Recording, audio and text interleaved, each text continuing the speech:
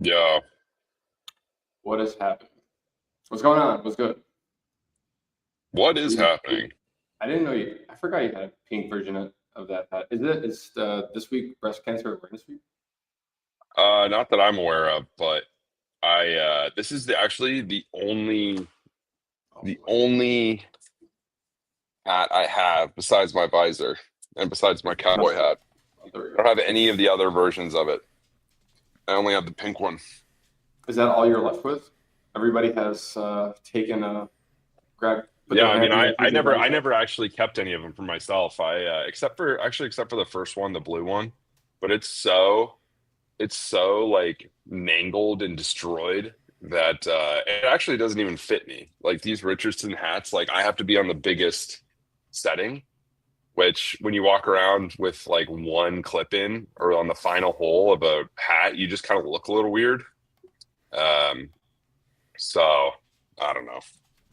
Well, I What are think you we gonna bring do? this up almost every show, but when will we finally be able to get new freezer visors? Bro, what I'm doing is I've been building demand over the last year with no supply, zero supply. You got to just build demand. You got to spool, you got to keep the people wanting for a Okay, but it's long been time. like a year. I know the time will come. That would be, I don't know. Justin, how do you feel? You think that Reed should not be waiting as long as a year to build up suspense? Oh no, Reed's like the suspense master. Well, It's a very underappreciated skill. You gotta just not give the people what they want, dude. That's how you do things. this would be, I'll follow. I'll follow on that. There's validity to it for sure. Justin, how you doing? Good, good. It's nice. I was worried that my son getting on the bus so early was going to be kind of annoying, but I like it. He's on the bus at like 7:30, Oh and yeah. my mornings are like wide open now. This is great. Do you have do you partake in the 7:30 a.m. Bus stop coffee club with the parents? No, I try to like hold off on my coffee before my son gets on the bus. Otherwise, I gotta find the nearest toilet. Okay. Yeah. Fair enough. Um, The the uh we had a very eventful news week this week, Yeah, from a fundraising perspective at least. yeah, But Justin, you ready to talk about Tech Bro stuff? always. Okay, always, good. let's go. All right. The So, you guys have some articles you can pull up and share, right? yep. Yeah, we can pull some up. I think the biggest ones. Well, so first off, there was to kind of preface a lot of this stuff. What's going on here? Okay. To kind of preface a lot of this stuff. There was from our San Francisco trip, our documentary that we recorded. We recorded a lot of like investor interviews, me and Will particularly, and over the last like 2 weeks, we had like two podcasts in particular from like individuals who are investors in the space. Most recently on Monday, the one with Santos. Did you guys watch that one? What did you guys think? I I don't know if you haven't I guys. haven't seen that one yet. The I Santos one watched was that really good. I watched that Uber one and I have not watched his yet. I've Yeah, not gotten there yet. so the first one was with Kevin Novak. He was the head of data science at Uber Freight. He like transformed from like a very technical person to now he's like entirely focused on finding founders that are just like very sales and customer focused, which is actually really cool. But then this week we had the interview with Santosh. It was virtual, but I asked him some pretty hard questions because I know he also has some bets in the space, but I asked him some pretty hard questions about like helping people understand like where their career stands. Like some of the people have questions around like, is a lot of this automation going to kind of like change my role, replace my role, and whatnot. So he had some really interesting stances, which I would largely agree with, and the What big were they? they were basically, in summary, it was like he made a pretty good case for like why brokers are here to stay, and that automation is going to continue to basically do a lot of the tasks that are really tedious and you can't really keep up with. to begin with, so you lose a lot of opportunities. I'm paraphrasing, probably even very poorly, what he summarized, but we can maybe pull up a couple of things because I think we have a couple of clips. But I think a big thing. Did you guys see this Kroger? So that Kroger is suing. This is like our main one of our highlight stories today. Hold on. What is this? I actually have not seen this yet, so because this just came out right now. But we have Kroger sues freight broker over $1 million in disputed charges. Let's see here.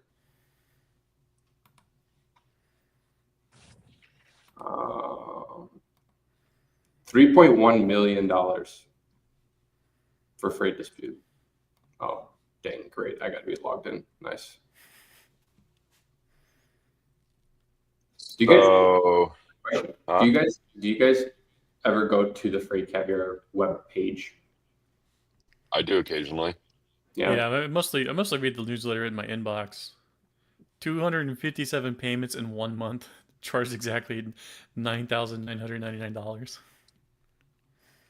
Wait, so you got to just sneak some stuff onto the invoice if you can, just try to pad the stats, I guess.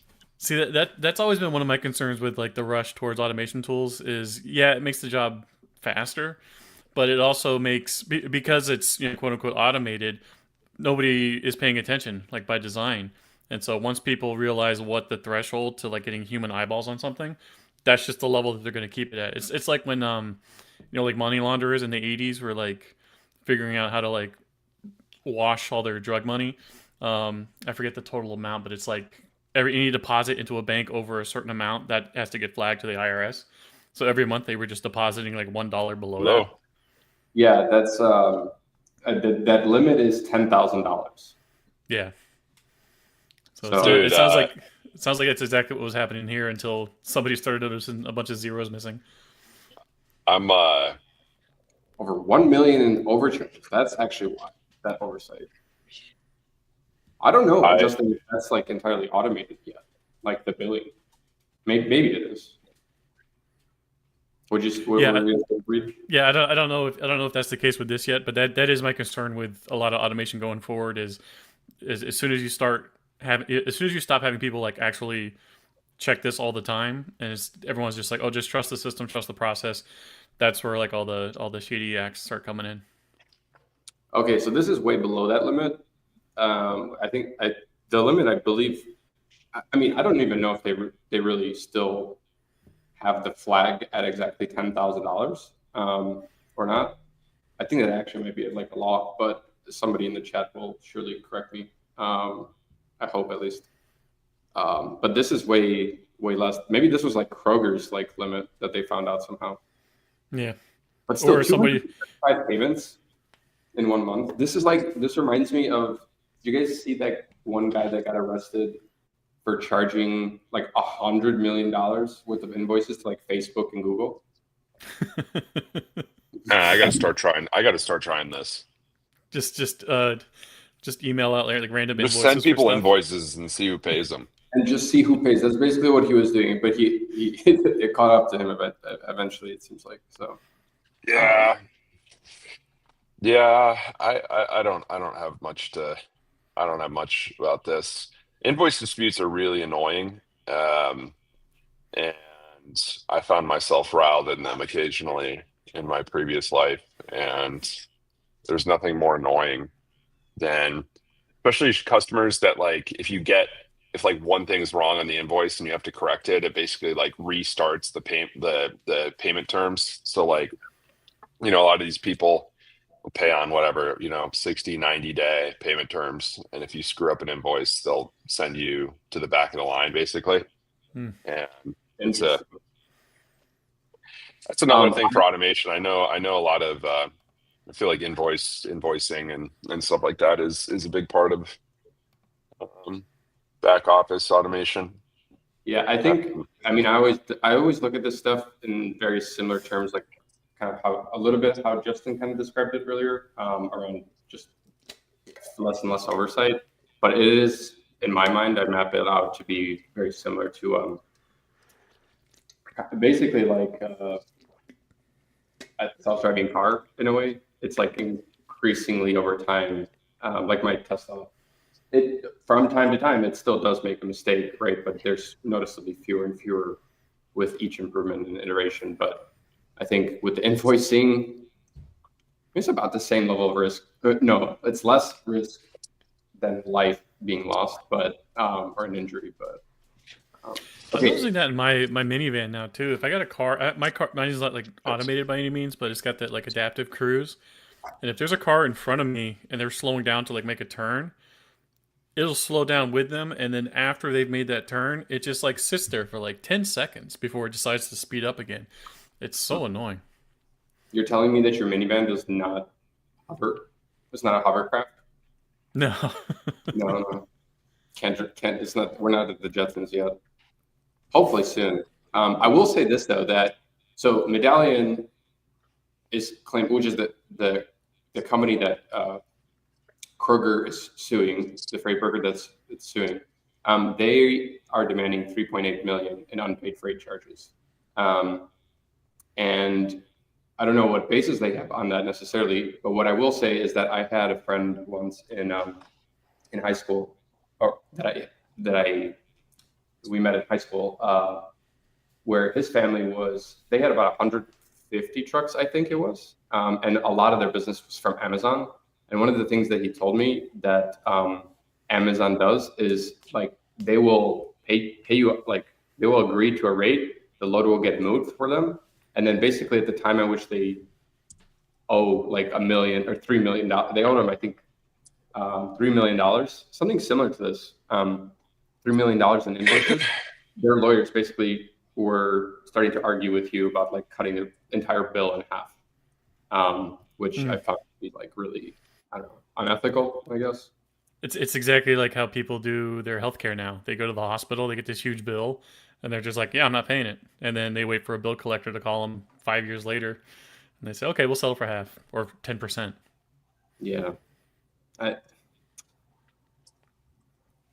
did The USPS ever have that problem, Justin? Like Well, for contracted freight? Like did you ever hear if USPS had that problem? no, so they go through like a bidding process. They put like there's no like set time for how long the contracts are good for. Usually like a year or two. Mm-hmm. But when a contract is expired, they post it up on a board, and then everybody gets to bid on it. And then there's like a selection process, and they usually just go with whoever the lowest bidder is. And I think that's kind of the problem they're dealing with now is instead of going through like a contract model, they're just taking entire postal loads and putting them up on load boards. And because nobody at USPS comes from like the freight world, they're just trying to do everything as cheap as possible. That's how we're getting carriers like Hope Trans and stuff getting their hands on mail. Hmm. Interesting. let's talk about All the money that was raised this week. yeah, let's talk about some tech bro stuff. Okay. I want to So start by saying that I think a lot of these, I'm not saying the AI companies are being malicious when they do this, but I just think it's crazy that nobody's being like honest about the ambition of replacing head count with machines. Mm-hmm. Isn't that the whole freaking point? Isn't that Gord the made a whole really good point? explain yeah. what you're Gord saying. made The whole freaking Gord, point. Gord's been making It, a it, really good point on that too. Whereas you look at what these companies say publicly and to the media, like you can lie to the public, you can lie to the press, but you cannot lie to your VC backers because it's a violation of your fiduciary duty. So if you really want to know what they're actually trying to do, read their quarterly reports, and all the language is yeah, we're just replacing everybody. well, I just don't. I don't know if any of these companies in particular are offenders per se. I guess it's just more a general thing I've noticed going to conferences and hearing people talk. It's like, oh, you're not going to lose your job to AI. You're going to lose your job to somebody using AI. And I'm just like, that is not the point. Like Yeah. the point and the value prop for companies is is automate all of these monotonous tasks. And it just so happens that some of the monotonous tasks are basically entire jobs. You know what I mean? Mm-hmm. It's just like, and it, maybe that's okay. And I just the marketers get their hands on spinning shit, and I'm just like, God, like, is that real? Is that actually what you mean? Yeah. Um, Well, I mean, I, to kind of go about like how much of a push there is for the stuff here. There's two really big announcements, fundraising announcements that were made this week. For the first one was made by Happy Robot. They raised the yeah, Series B for $44 million from Andreessen Horowitz, is a which is a backer from Happy Robot's Series A as well. I know they were a lead investor, but an interesting participant in this round was actually that Samsara invested as well in Happy Robot, the ELD company. For those of you, probably everybody knows Samsara, but and then the other one here was a less known company, but it's from a pretty known founder. I would say successful founder. I didn't really know of him until I heard about Augment, but Augment raised $85 million for their Series A here as well. Shout out FreightWaves for this link as well. yeah. But I don't know what. I honestly don't know what the difference in the products is. I don't know as much about Augment's product. They did have a presentation at that FreightWaves AI thing that I went to. Augment was there.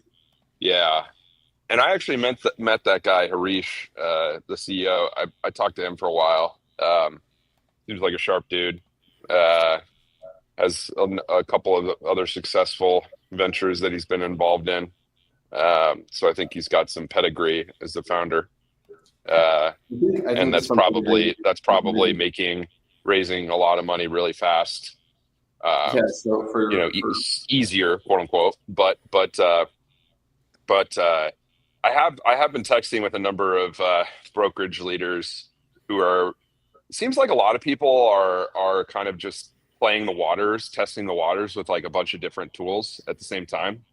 And I heard think good this is things. probably the most notable thing about Harish is that like most people don't know that he sold this company to Shopify for a small sum of $2.5 billion. Yeah. Wow. Yeah. That is Yeah. that is quite the acquisition. I love observing these like fundraising announcements though, because like it's you got to just notice what like pops off, you know what I mean? And for a lot of these companies, like that's like naturally that's their biggest announcement, like that everyone pays attention to. It's just like how much money you raise, which is cool. Like it's obviously an important milestone for businesses, but like I think it's to clarify like that why is it a milestone? A lot of people that you might not be able to hire otherwise look at the bro, they're both based in San Francisco, the stage and they're all trying to hire expensive talent. And they're competing against every other company in the Bay Area, and they're probably having to pay huge salaries to recruit people. Yeah, And they're all up against obviously Meta right now. I mean, it costs a lot of money to run these companies and to recruit the talent you need to build them properly. So, I mean, you need a lot of capital. It'd be interesting. I just wish I knew more about just like the side by side capabilities of products. You know what I mean? I don't feel like I know enough. I feel like I don't know enough about like how they actually compare to each other. You know what I mean? And there's so many of them now. I mean, there's Happy Robot, there's Augment, there's Clone Ops, there's Fleetworks. Happy Robot. FleetWorks. There's Boomer. Vuma. There's what else? I'm missing a couple. A drum Yeah, kit. drum kit. Like I don't know how they all compare, you know? Yeah. I wish we could just get like the agents to like fight each other or something. We need like a An metaphorical, arena. or we need like a digital coliseum for all of the agents to face off in. Coliseum, Well, yes, an arena. We need to bring back the original Lost Freight arena. I know, dude. I need we got to figure out how to put these guys head to head in some sort of robot competition. That's always been If like you such a will. long running sci-fi trope is like they have AI model versus AI model and then like made the best one win. And unfortunately that's just not how these systems operate. They're large language models. They're not really an AI. So they're based on training data. And when you have one versus the other, it creates a like a recursion loop. And what they're discovering with these AI models is that the more the more the more recursive they are, like the more they're like going back and feeding into stuff that they were making, like the worse, the more unhinged it gets going forward. Dude, I love this GIF. If you ever I need to love use this it, GIF. Dino beer is what you search for. I saw that post the other day. Raising money isn't making money, bro, and it nails it Yeah, perfectly. that's kind of like a common dunk, and I did a tongue in cheek post on LinkedIn at like 10 p.m. last night about this, because normally whenever there's like a string of fundraising announcements, there's usually somebody who can like, dunk on them by being like, oh, vanity stat. Like that's my favorite thing that people say, vanity stats. I love this idea of like dunking on people for like them talking about things they're doing or whatever's going on and just calling them vanity stats. That's just like vanity metric. Look, I will say that like I have a hard time of accepting like congrats for doing a fundraise. Like I've only done one so far, and to me, like taking on capital, like sure it's an achievement and milestone in terms of like your capability of raising money, but like that you just took on rocket fuel, and you're expected to basically live up to the valuation that you effectively just got a few months or years into the future.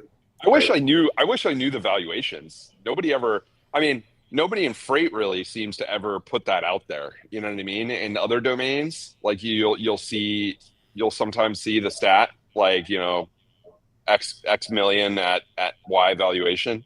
I mean, Like you can roughly estimate. You can roughly estimate like it's anywhere between that value that is raised. It's usually anywhere between. I mean, it could range very widely between 10 to 30%, right? At the yeah, series, I mean, I we're giving I away the imagine best. I imagine it's like 200 or 300 million or something for for a happy robot. I'm just making that up, but Yeah, like if it was that's what I 10 would. years on a $44 million raise, that's basically what 444 Yeah. million. And then for Augment, which is an 85 million raise, like let's assume 15 to 25% or something like that. That's a little bit harder math to do, but I just want to know. I just want to know when I just want to know when the tech is going to be good enough for there to be like you know, a really small brokerage that's able to just do like a ridiculous amount of volume just because they have very quality, because you can't just like buy one of these tools and have everything be hunky-dory immediately. Like you have to have all of the, like your whole business needs to like be such that these tools can interface with your data easily, like everything's all set up for them to be used. You know what I mean? It's not, I imagine it's not just like, oh, we subscribed and we're good to go. You know what I mean? You have to have like all your processes kind of baked into it. And I think it's the hardest part too, man. Like outlining your processes to begin with. The companies that are the most successful freight companies are the ones that have like the process thing nailed down. they're OCD about it. But when it comes to setting up these agents, like they're not just gonna like poof run your company. It's an entire matter of like defining your processes and then kind of starting to move some of those processes over to like workflows, automated workflows. So I mean, like, I think of like Anthony, who's like basically started his brokerage from like the ground up to basically be like a robot brokerage or whatever. Maybe he would characterize it differently. Anthony's a special case because he's also basically building his own like AWS at the same time for Yeah. For himself. It seems like but yeah, he's one of the more tech forward brokerages that I know. I mean, he's basically took everything else in house. Right? Do you think somebody needs to launch like some kind of Shark Tank show for freight? Just get a bunch of these like freight nerds like in a room with a bunch of VC guys and just watch them have like an autistic meltdown while they're trying to explain how their systems work. If there was actually enough, like there's just definitely not enough startups to do that. But sure feels like it these days. What's up? I said it sure feels like it these days. It feels like it these days because every other day there seems to be like another company launching in the space or raising money. And but yeah. Sure. It kind of feels like we're in like the early like .com. I don't know how, Christian, you're like what, 30? Yeah, I just turned 30. Yeah, so like in the early 2000s, late 90s, there was like the whole .com like boom, and so many companies got wiped out once they realized like, oh, they're not actually doing anything. But that was like on the publicly traded stock market. This is all like private venture backed guys. So this is going to be messy when some of these companies start flaming out. You guys realize that like as hot of a commodity as basically any engineer might be that's working in AI is like right now, the equivalent back then during the .com era, and I only know this because my dad told me, was that basically anybody like Java was the AI at that time. And so like if you were a Java engineer or knew how to write in Java, like you basically would get a job by sticking your hand out the window. Java was running everything. You had toasters running in Java. Yeah, that's wild.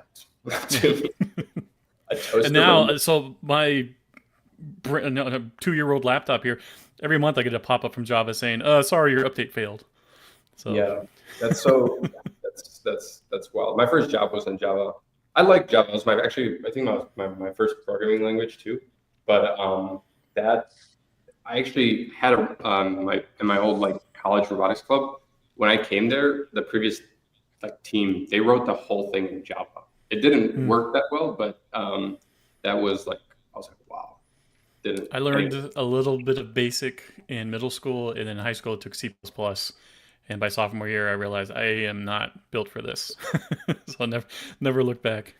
We got somebody, DS, I'm dyslexic. DSLCN official says, Diesel coin refuses to be VC backed. I completely want to be industry backed above everyday drivers. Curious, what exactly is? I'm gonna look up what Diesel coin is. Well, I think in general, like since 2017, there have been, at least I've heard of a couple of different efforts to start a token that the industry uses for fuel, and you can basically kind of like redeem fuel card points and whatever. It's just like kind of like it's another coin effectively. Have you guys heard of any company running its own successful token currency? So there's Truck Coin Swap. I'm actually going to be in Chicago next month to host a panel there. Their whole thing is factoring. Like they want to be able to lower the factoring fees for a lot of carriers, but it's the same problem that everybody has. Like this Diesel Coin guy, part of the way factoring works is basically a credit card company with a mountain of cash that they can burn through while waiting on the money to come funneling in.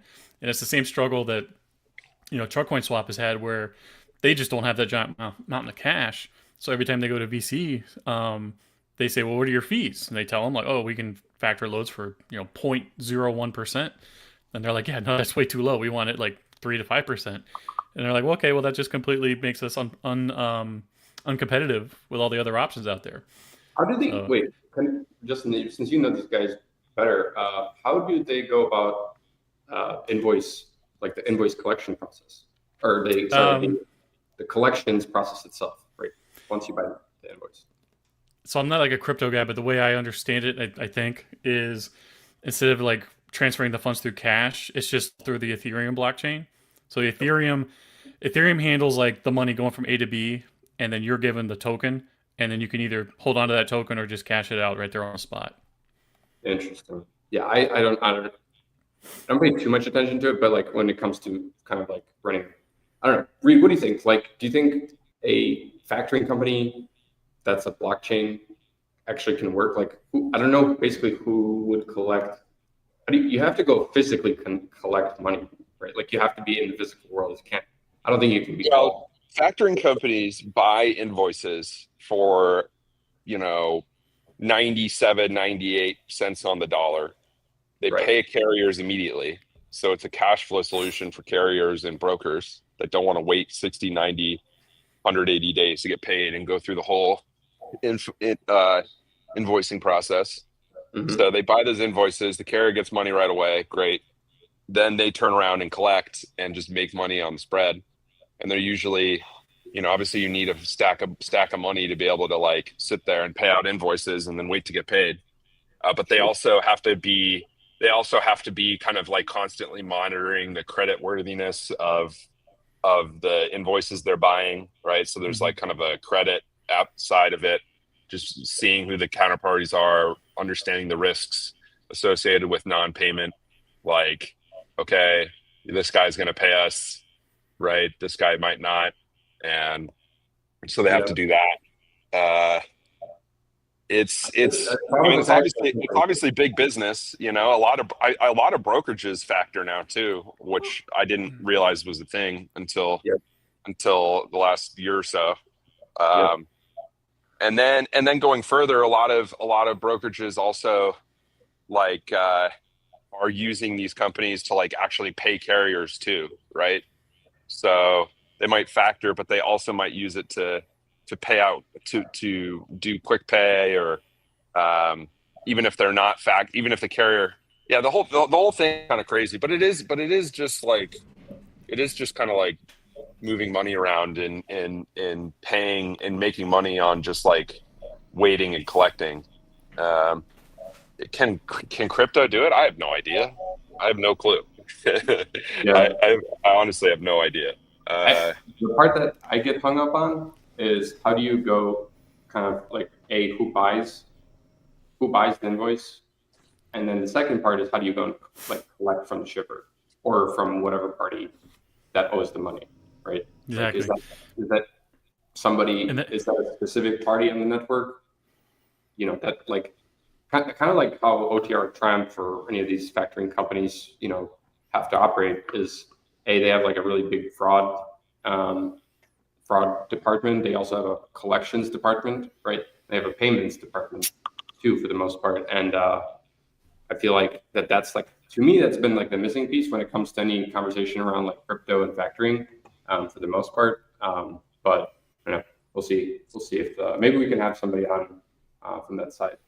well, and to pick on this guy here, Diesel Coin, for a second, it's the same problem that a lot of these like, truck driver advocacy groups run into whenever they're talking about their issues in the public. They're all using like insular language with each other, like just screaming, you know, legal codes back and forth at each other, and like nobody outside of your like very narrow niche knows what the hell you're talking about. And just scrolling through this guy's like Twitter feed, every single post is not another coin, not just another coin, not just another token, not just another token. It's like you're not telling me what the hell your thing does. Every single time I talk to some of these crypto people, I'm like, okay, cool. Tell me what does your thing do? And most of the time, the only response I get is, oh, it just makes me rich. It's like, okay, but if you're trying to like build a product and like be useful to people, you have to be able to tell anybody like what does it do, not just oh give it money and then maybe you get rich. Like no, you got to be really good at your messaging so that literally anybody outside of your specific niche can understand it. And when you're trying to combine crypto and logistics and factoring and all these other things, it's like niches within niches within niches. Yeah. Like Uh, if I'm scrolling through a month of tweets and I still don't know what the hell you're talking about, nobody else does either. Nobody else either. Nobody else does either. Yeah, I think when it comes down to like why, so I think there's a question that should be asked us, like why didn't crypto make its way in, or let's say like early 2017, 18, and even 19. There was even like a blockchain and trucking association that was formed. I think Craig Fuller was Yeah. a part of that. You guys remember that? Oh yeah. Yeah. Hell yeah. I think it's still around. I loved some of the terminology they're using. Like FedEx is super bullish on crypto, but they don't call it the blockchain. They call it the hyperledger. I'm like, They that do, is yeah. badass. Like, yeah, use that. I think that when really when it boils down to like having users use a currency that they have to swap out of, right? It's I mean, not that there aren't huge upsides. It's like sort of just tremendously difficult to basically go in and say like, hey, we're gonna, instead of using the dollar, we're gonna use this as the form of payment. And I think in order for like the reason the dollar is because it has so much backing and trust behind it already, like from a very large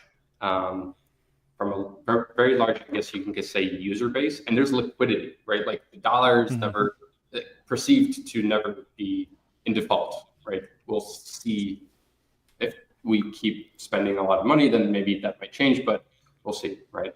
There's been a lot of I think some of the platforms that kind of figure this out are like PayPal, like so they have their own PAL coin or whatever, but it's just linked to the dollar.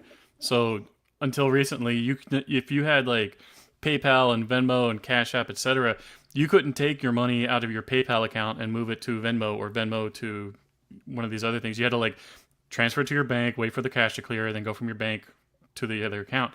Now, if I have Venmo, I can just buy PayPal coin in Venmo and it's instant, and then transfer it to my wallet on PayPal and then just sell it right there on the spot. So people are figuring out workarounds and all this stuff. And even a company that's like trying to simplify it as much as PayPal, for like a tech geek like me, it was still kind of a pain in the butt, the first couple times. But once I figured it out, I was like, oh, okay. Reed, have you ever bought PayPal coin? Never. Never. I personally, I didn't even know that existed. I saw Stripe is launching their own blockchain now or whatever. You see this? But that one is actually really interesting. To me, it's really interesting because that is a stable coin.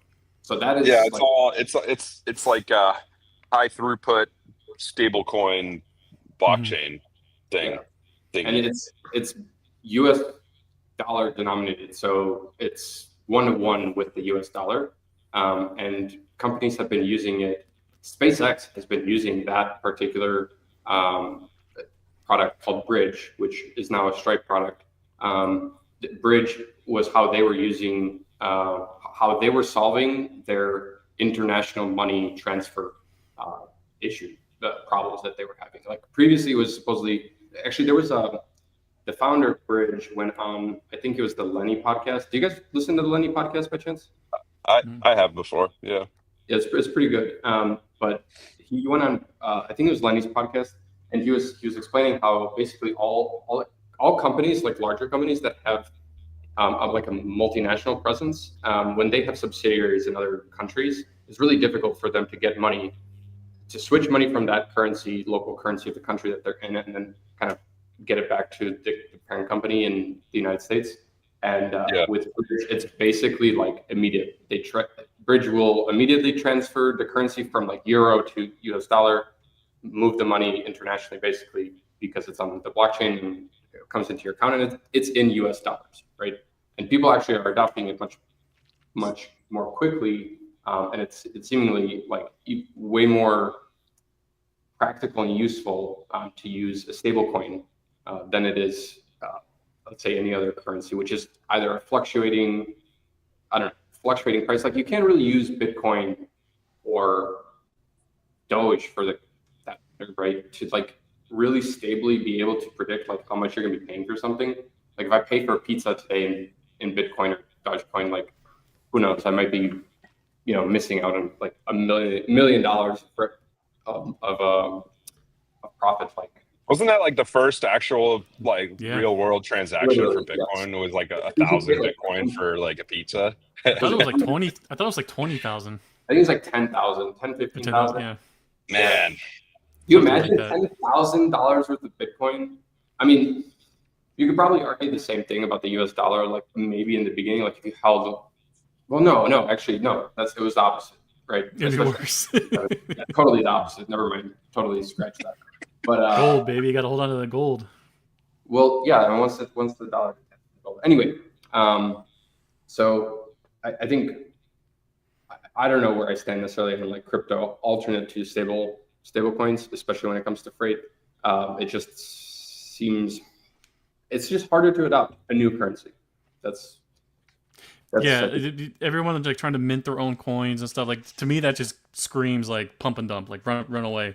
But anybody trying to solve like payment transfers or payment processing stuff, that I think is where the money is going to be made because everyone's been complaining about banks for like the last 5-10 years. You have people getting debanked for politics or whatever, or they just hate paying these ungodly fees. And there really aren't that many payment transfer companies out there. It's like what Mastercard and one or two others. So yeah, as soon as you start getting some options out there, people are very quickly going to realize like, oh, we have other alternative means. okay, Justin, can you weigh in here on the the state of kind of like the broker transparency topic here? So it seems like that the FMCSA has hit a pause button on the new trucking on any new trucking regulations related to broker transparency. Have you been on up to speed kind of like on where this stands? No, Matt's actually a really good account to follow on this stuff. He like eats and breathes this stuff. My opinion on broker transparency really hasn't changed much. I understand why carriers that want it push for it, but on the other hand, they don't understand the consequences of what that's going to bring. Like if they think that like other carriers are undercutting them now, just wait until everyone actually sees. Because well, there's actually two camps to this. There's people that want the transparency. The way it's written is like you only get the information after the load has been finished. But then there's like this other fringe that wants like full, complete transparency. They want to know exactly what the broker has on the load before they even bid on it. And like, sorry, that's just not that's never going to happen. But yeah, if you broker a load and you realize like, oh, the broker got 30% on that instead of like 18% like last time, I could see how that would be helpful for your next bid. But as soon as you put that out there publicly, everyone's just going to start undercutting everybody else. It's the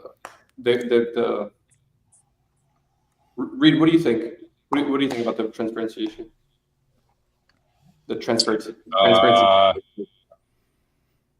I think that carriers should know what they want to get paid on loads and shoot to get paid what they think they're worth and deserve. And if it's more than somebody wants to pay, then don't take it. And if somebody gives it to you, then and you get what you ask for, then it doesn't really matter what you make. I don't think a lot of people understand that like the brokerages like can't exist at businesses if they can't make a lot of money on some loads because they lose money on other loads. And so it all has to like actually balance out at the end of the day. And so like on average, like margins will be whatever, 10, 12, 13%. I can't remember. I feel like Ken posts about this a Yeah, decent amount, like the Ken's like average margin. yeah, I Ken's mean, really great at that. if there was like a cap on margin, like the business model wouldn't work. I don't think people understand that, like you can't like have a capped upside and an uncapped downside. It won't work. That's The like business, what was it? it's crazy. Charging And capital also, gains tax on pre-gains. it's just same thing.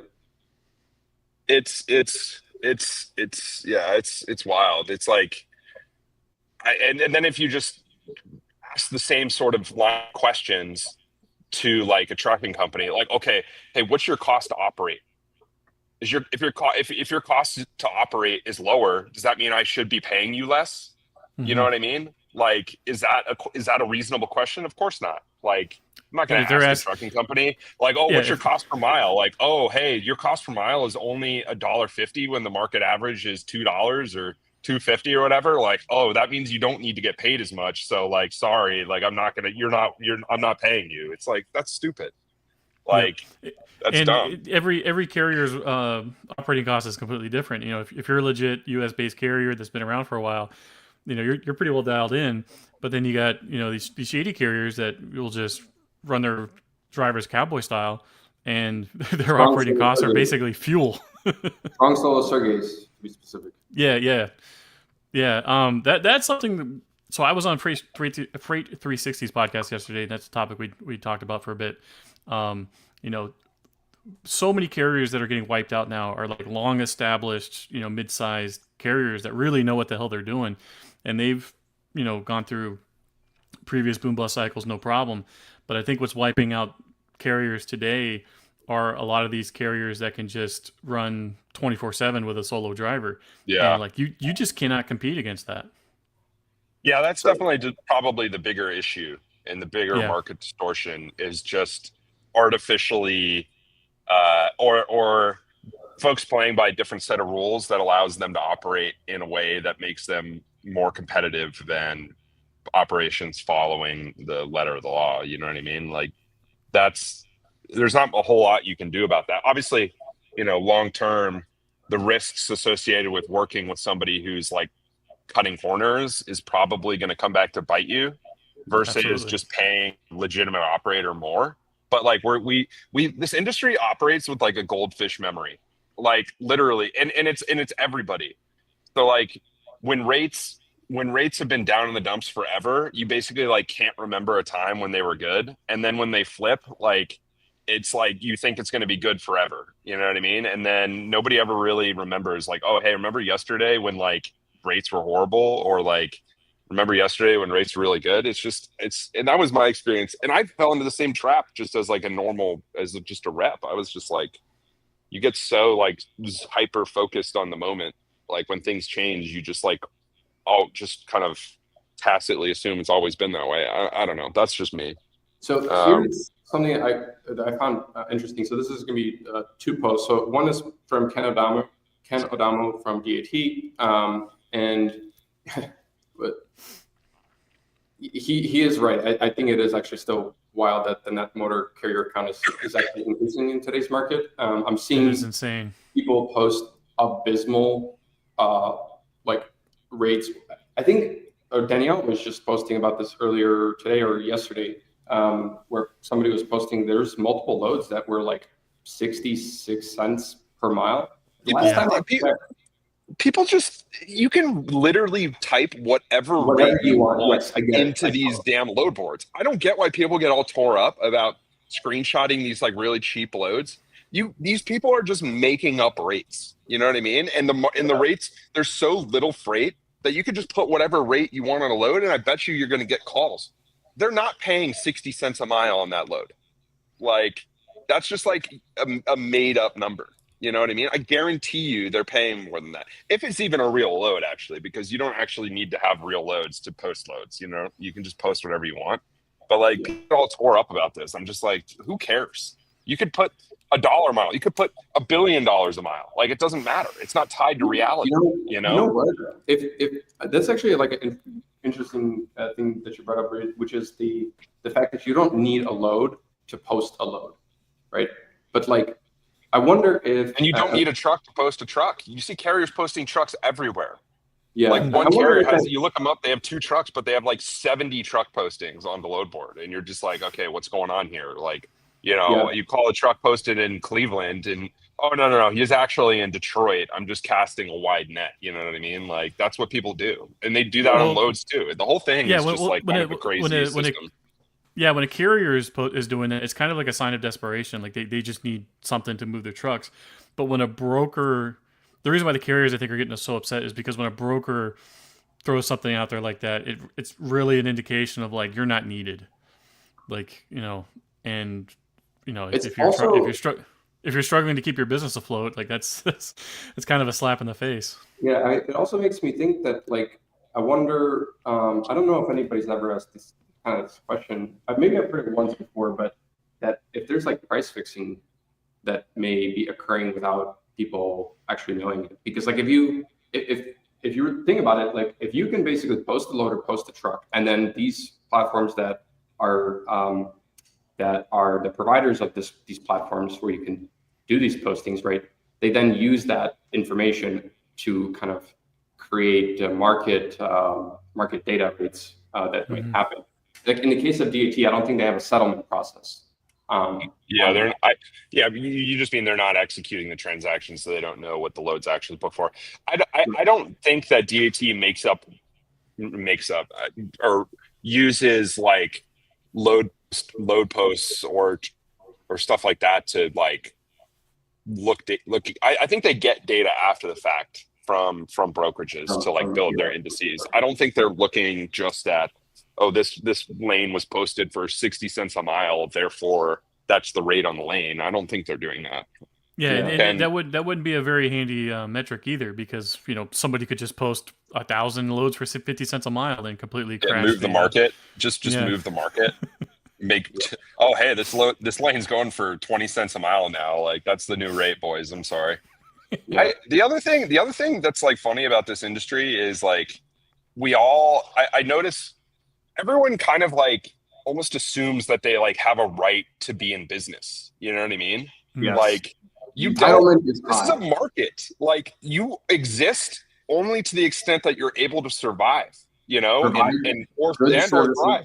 Yeah, it's good services for a good price and good quality. This isn't like you just like magically are in business and you like get to exist as like a right. Like that's not how business works. But you know what? But that's why we're dealing with the issues here, is because the guys that are complaining about that are the ones that are following the rules, and the ones that aren't following the rules are the ones making the market so miserable. Frustrating. That is terribly frustrating. I don't know if I have a good answer for what you're supposed to do about that. Now, if you were to somehow snap your fingers and remove all of the illegitimate actors playing by different rules, like to what extent would that have an effect on rates or on capacity?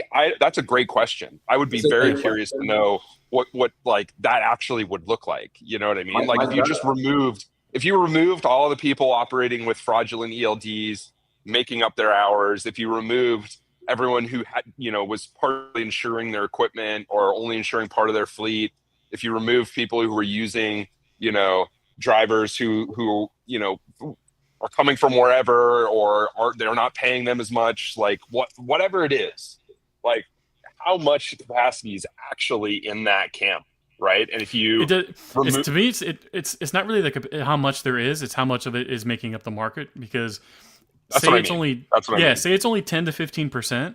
That is enough to move the floor up. Thomas Watson and I had a really good back and forth about that a few months ago, when like the ELP executive order was first launched. Like our prediction that we kind of got wrong because the enforcement hasn't been what it was, is like if you just remove that bottom 5%, like that's gonna, through power law, like that's gonna push the wage floor up. So unfortunately, because the enforcement isn't at the level that people were predicting, that's why everything's kind of still staying put. Plus, I think what were people predicting in terms of enforcement? Like, can you elaborate on that real quick? They thought that the enforcement was going to be higher and it was going to push more people out of the market and reduce capacity and increase rates. Yeah, and we have there's entire states like California that they just weren't enforcing it at all. States like Texas, because they're in an economic zone, they were exempt from actually having to enforce the English language proficiency. Abbott just actually put out a memo yesterday where they're actually going to start enforcing it. So it'll be interesting to see how that goes going forward. But I think most of these targets are completely missing the mark. What they really need to be going after are the tools and tricks that these carriers are using to stay in the market. Because they can put any driver in the truck, whether he speaks English or not, it doesn't matter. As long as they can get somebody behind the wheel. Yeah, if they can get somebody behind the wheel and just run them 24/7 using these overseas ELDs, doesn't matter what the government is doing on the federal level, that they're just going to keep running. Well, it's not even overseas ELDs, right? Like any ELD provider, like anybody can become the white label, which is the biggest like it totally defeats the purpose of why the ELD mandate was brought into existence to begin with. What was to actually enforce like electronically the correct submission of hours of service, right? And like there's so many fleets that, granted, I understand like from the case that they make, which they, from what they were used to or what they were, grew up with in the industry, like they were used to pre-ELD operations and the amount of money that you could make on those hours, right? And so I think a lot of companies just have, or refuse to adjust to new norms and operate differently. Many companies are operating completely legitimately, right? And maybe there's far fewer. Most, in fact, stay in business. It's definitely harder. Don't get me wrong, but yeah.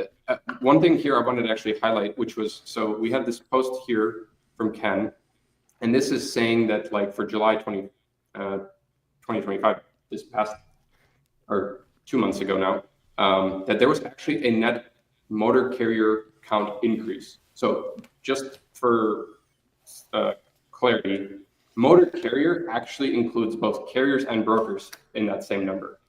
So this is total FMCSA motor carrier count. Each motor carrier could have different licensing, which makes them a broker potentially. But here's Tim Hyan from Ascend.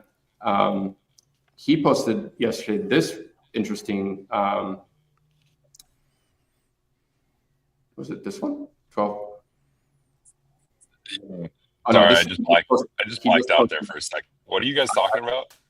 Sorry, I totally blanked out. I'm trying to pull up a post from Tim, which was related to the total employee. Oh, here it is. Okay. So the average fleet is 18% smaller today than it was in 2018. And this is per a KCH Transportation, shout out KCH, a report that they did. So 18 fewer employees per fleet since 2018. Coordination costs for brokers / shippers multiply. I don't get that part, but here's the chart. Like, so from 2018 till now, there's just progressively been less and less and less employee. Take that exact chart and overlap it with Danielle's chart of like all the carriers registered to the last name Singh. That's their problem right there. A lot of these carriers that are getting started are just 1 to 2 truck fleets, and as soon as one gets to an accident, they just shut it down, open up a new one, putting new numbers on the trucks. Yeah, I to that point, by the way, I actually had a conversation with the CEO of a new startup. They're called Fleetline. Really smart guy, and he mentioned to me that Singh as a last name, it is extremely common, especially like in the Punjab community.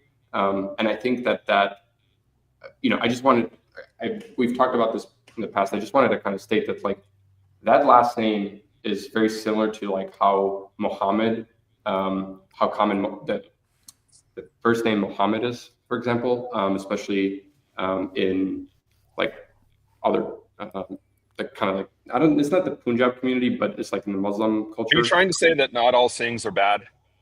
Yes. That's obvious. That's and I'm not trying to say that either. And I'm not even jumping on either of you guys and saying this. Sure. Of course, not all Singhs are bad. Of course. I used to work with a carrier out of Los Banos, California, and they were his name was Gil, and I wish I still had his phone number because I give him a call. He used to do a ton of produce loads for me, and he was the bomb. And he was probably one of the best carriers I ever worked with. And those guys could run produce like nobody's business. And it's just like goes without saying that like we kind of get into these like weird points where like it's almost feels like people are saying that all of them are bad, but that's just like so obviously not the case. You know what I mean? Like it can't be. Of course, that's not the case. If we apply the 10 to 15% rule that Justin stated earlier in this particular case, I think it translates in the same way. I don't like who knows what the actual percentage is, and at the end of the day, I do agree that it is nobody has a right to be in business, but it is terribly frustrating when you're playing by the rules and you're getting screwed and you're getting pushed out of the market because other folks aren't, right? That is terribly frustrating and Yeah, not a good position to be in. And it is, it is the role of the government to like set the rules of the game and make sure people are playing by the rules. To make it fair. And then after that, it's like that's really kind of their job, So to the extent that we're fighting to get the rules to be fairly enforced, so everyone has to compete on this level playing field, and you can't skirt stuff, then great, like that makes sense. That makes sense. My point we bring it up Danielle's chart is it's shocking because you see like all the other last names, and it's like everyone's like around like the 5,000 mark, and then Sting is like 18,000 since 2018. So that's why you're seeing like that drop in average per. Yeah, go to her media tab. She posts it all the time. Let's see here. Which one was this? Keep going. You'll see it. It'll just be like a gigantic hockey stick on the left. Keep going. Keep going. Keep going. She posts a lot of content recently. Which is, by the way, Danielle, stellar job. But and she no, not that one. It'll be a blue graph. Danielle, if you can help us and you're watching with a link, please. I should have put nope. It looks that one there on the right. Yep. Okay. Oh, this was. So that's just from July this year to now. That's just from July. Yeah, close that one and keep scrolling. There's one that goes back to 2018. Oh, this one maybe. No, there's DOTs nope. added. Let's see. This one. There you go. That one. Yeah. Yep. I mean, this is wild. Yeah. So not just Sing, but look at all the other carriers. It's thousands of carriers each. So that's why we're seeing the average number of employees per carrier drop. Is you just got this huge flood of small trucking companies entering the market. Which is, I mean, I don't know that it's like in and of itself a bad thing that you can easily stand up a carrier. You know what I mean? Like, I feel like that's how you want. It is a massive market. It's a massive market. And that's America's superpower is we have like a super dynamic. And as long as there should be a path to being able to start and operate a business without having to jump through a million hoops. Now, obviously, you need to strike a fine line between that and like making sure folks are following the rules. So to the extent that we can get to that point, great, so that everyone can kind of like compete fairly to thrive. I love how the narrative among carriers online for like decades has always been, the ATA's taken over, the mega carriers they're taking over. It's like, no, dude, look at the numbers. Like it's the small single truck, 1 to 10 truck fleets that are completely. It's interesting. Wiping it's the floor. Interesting because I think the mega carriers. I mean, I was looking at transport stocks. I feel like most of the transport stocks have been just crushed. Mm-hmm. And I feel like I've been reading a lot about how like a lot of shippers are kind of moving towards the private fleet. Like there's I can't remember who I was talking to about this, but if your biggest customer is Home Depot and all of a sudden they start operating their own equipment and doing their own stuff, it's like that's going to affect the big truckload carrier probably more than it is the small, Joe Schmo carrier, because Joe Schmo carrier isn't working for Home Depot directly. You know what I mean? That's not business they're losing per se. Well, their incentive forever has always been like we need to lower the barrier to entry to keep operating costs as low as possible and startup costs as low as possible, so that it doesn't incentivize these large private companies to operate their own fleet. But it's completely backfired on them because now if I'm like a medium to large enterprise carrier that is a member of the ATA, I'm going to be pissed because everything I've been paying these guys to do to protect my business and my interests is completely backfiring. Everything they've ever done for the last 10, 15 years is enabled, the market share of large carriers to shrink and small carriers to grow. I think we'll leave it off on that note where the conversation was going really well, so I lost track of time here. But we're pretty well over. It happens. Good combo, guys. I'm going to get to work on an arena for the AI to compete in, like a coliseum of sorts. You look like you're in the arena. What is it like a gym there you got in your office? This is we have a warehouse at the office here. So we have, Hell yeah. we got, Awesome. I got some desks. We got some desks. This is the arena right here. That does look like an arena. It seems like there you got weights in the back. You're all ready to go. So looks like you're filming This is, the next Avatar this is movie the there. backdrop for intimidating your Zoom opponents. You know. yes. Oh man, I don't want to mess with this guy. Final question, Reed. What can you squat in that machine over there? Like 315. That's it. I mean, it's more than I could do, definitely. So Yeah, I know, but I'm kind of embarrassed to admit that there's a lot of folks on LinkedIn who can squat, small houses apparently. So I'm getting mogged on the timeline constantly. we got a little bit to go to Robert Bain and Will Jenkins is trying to be there too. But Robert Bain, don't quote me on it, but I think I feel like he's above almost 800. Yeah, well, I got a long way to go, man. We don't even have that much weight in here. That's the problem. I'm limited by the amount of plates we got, so we got to get some more. We got to get some more plates in here. I got to dust off mine in my basement. They've been collecting dust for years. My heaviest deadlift, I got it up to like 430, and my heaviest squat was like 480. And then I messed up and I tweaked my back on a squat once, and I got scared. I just never went back to it. And I need to get back on that horse. But I will say, Robert Bain, stop with the sumo lifts. That's cheating. Oh boy! I'm calling you out. Oh boy! Sir. You're throwing. I'm gonna regret it. You're throwing a grenade, and we're ending the stream now. Jesus. Sumo lifts. I gotta check this out. All right, boys. Great chatting with you. Thanks so much, guys. Thanks everybody for listening, and we'll see you next week. Take care. Peace.